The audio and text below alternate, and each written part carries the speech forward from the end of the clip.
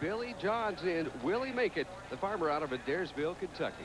And of course, Stan, this is the first puller now. The first puller has the choice of either taking this pull or dropping back down to third or even last place.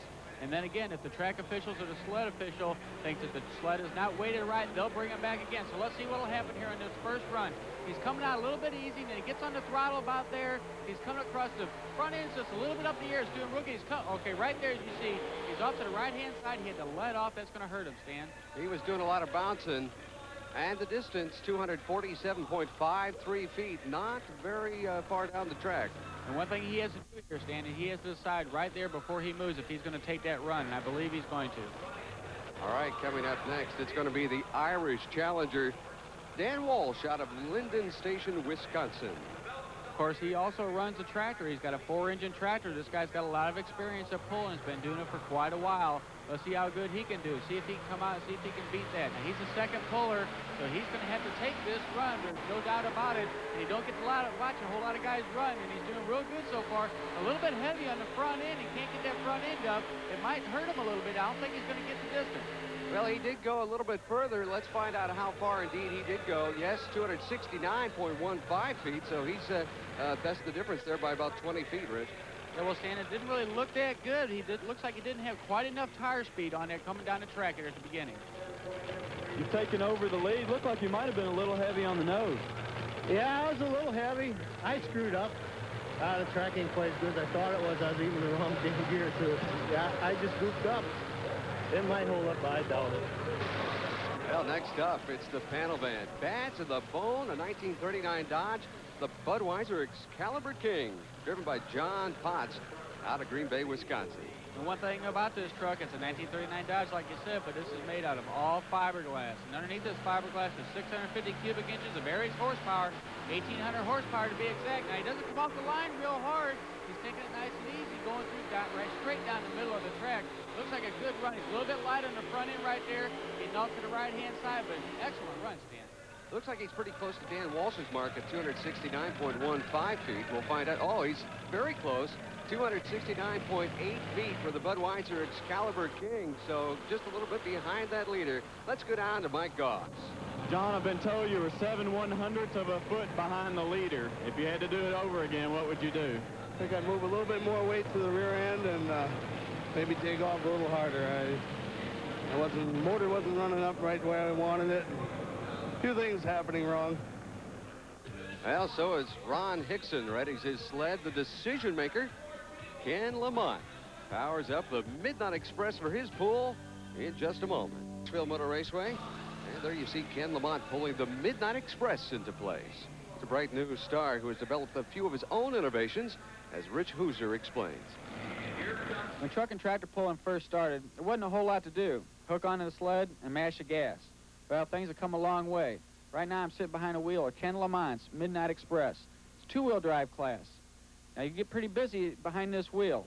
First thing, your left hand is always on the wheel. Now your right hand is going to be busy over here. Is the throttle.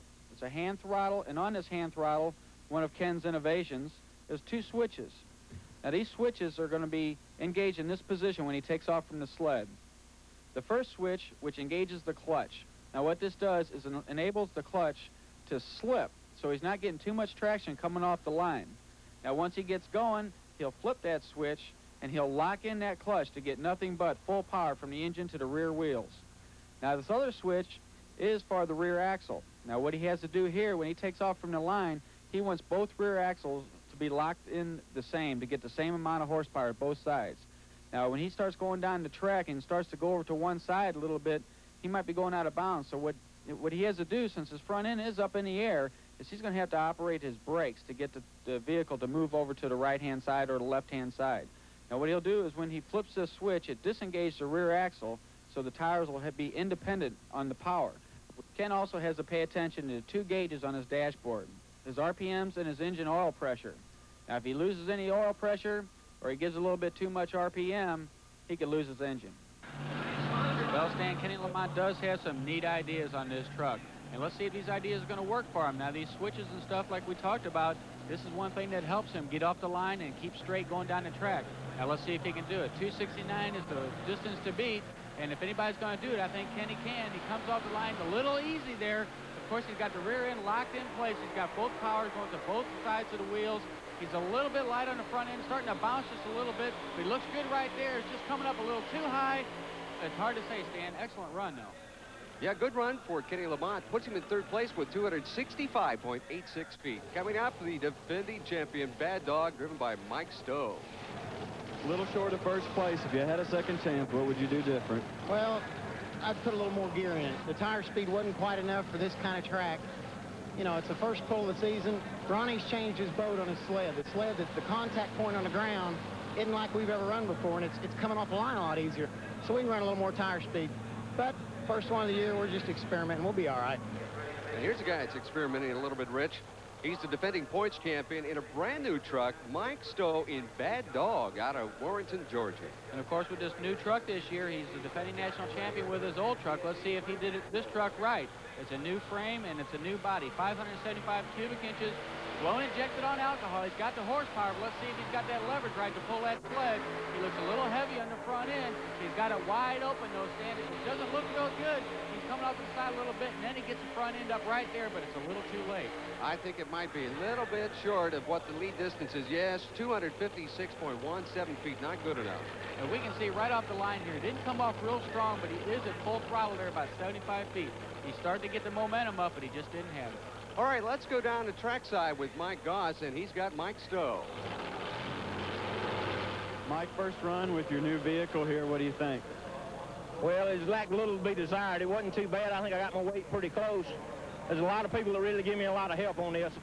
Painting body shop there at home, guys, I can't say enough. Thank you, Tony Osteen and I have worked like dogs.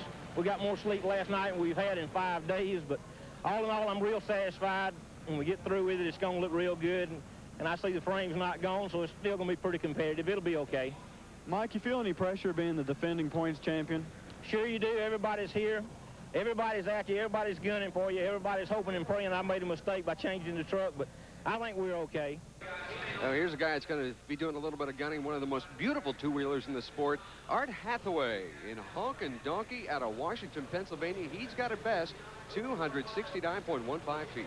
Well, he's got a good chance to do it. He's got 1,700 horsepower in this 88 Ford pickup, 588 cubic inches of Aries horsepower. He comes off the line real hard, Stan. This is going to be an excellent run. He's carrying that front end just right. He's got his weight worked out for this run. Oh, this is close, Rich. This is very close.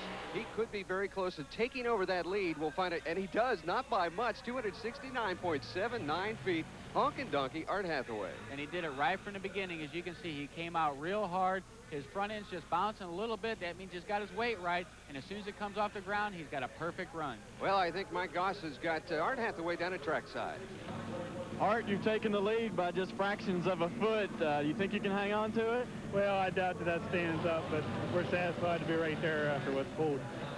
Well, next it's going to be the Professor Wayne Roush out of Dublin, Ohio in his 1923 yellow Model T. And that's a beautiful looking truck there, Rich. And of course it is. It's a 526 cubic inch Chrysler Hemi, blown injected on alcohol, 1,400 horsepower. Now this guy does a lot of experimenting with this truck. He's done some good things. He's done some bad things. I've seen him break in half one time, but it looks like he's doing pretty good right now. A little bit light on the front end. It's going to hurt him right there, Stan. Well, he had to go better than 269.7